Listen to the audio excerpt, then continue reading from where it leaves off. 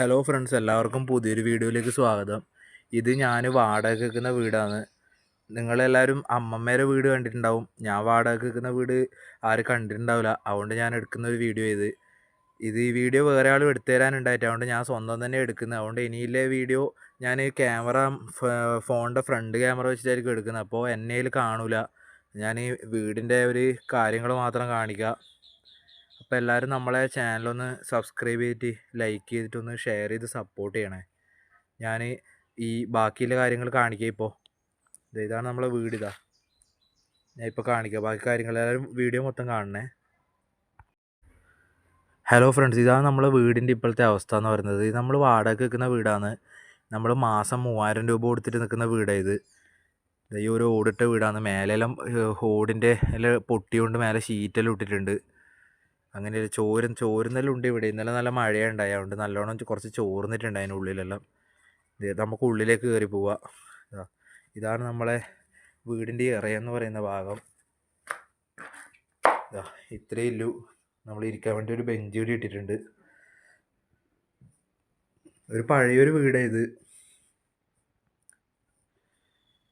ഇതാണ് നമ്മളെ വീടിൻ്റെ ഇറയം ഭാഗം. പ്രത്യേകിച്ചൊന്നും കാര്യമായിട്ട് കാണിക്കാനൊന്നുമില്ല. പിന്നെ അമ്മമ്മേരെ വീട് എല്ലാവരും കാണുന്നുണ്ടാവും എല്ലാ വീഡിയോയിലും.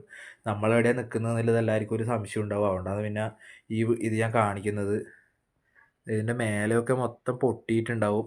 ഓടെല്ലാം പൊട്ടിയിട്ടുണ്ട്. ഞാൻ ഉള്ളിലേക്ക് കയറാം. ഇതാണ് നമ്മളെ ഒരു ഹാള് എന്നെല്ലാം പറയുന്ന ഭാഗം. ഞാൻ ലൈറ്റ് ഇടട്ടെ. നമ്മളിവിടെ ഒരു ട്യൂബ് ലൈറ്റാണ് കത്തുന്നത്. ആ ട്യൂബ് ലൈറ്റ് കത്തി. ഇതാണ് നമ്മളെ ലൈറ്റ്.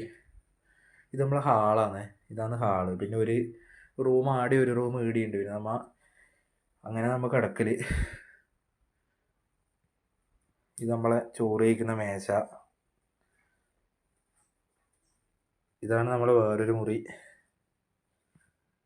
അത്രേ സൗകര്യമുള്ളൂ. നമ്മളെ അടുത്ത് ഇല്ല പോലെ നിൽക്കുന്നതാണ്. വാടക കൊടുത്തിട്ട് നിൽക്കുന്നതാണ്. അമ്മമ്മേരെ വീട്ടിൽ നിൽക്കാൻ പറ്റാത്തതുകൊണ്ട് ഇവിടെ നിൽക്കുന്നതാണ്.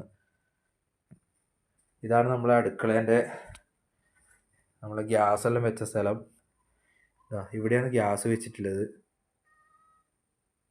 നമ്മളെ പൂച്ചക്കുട്ടി ഇവിടെ ഉണ്ട്. മേലെ കയറി നിൽക്കുന്നുണ്ട്.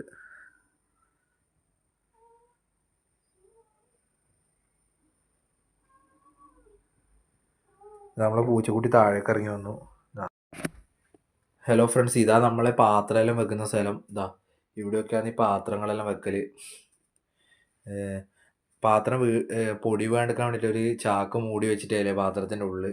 ഇതിൻ്റെ ഉള്ളിൽ പാത്രം വെക്കുന്നതാണ് അല്ലേ. അതിൻ്റെ ഉള്ളിൽ പൊടി വീണായിട്ട് ഒരു ചാക്ക് മൂടി വെച്ചിട്ടല്ലേ.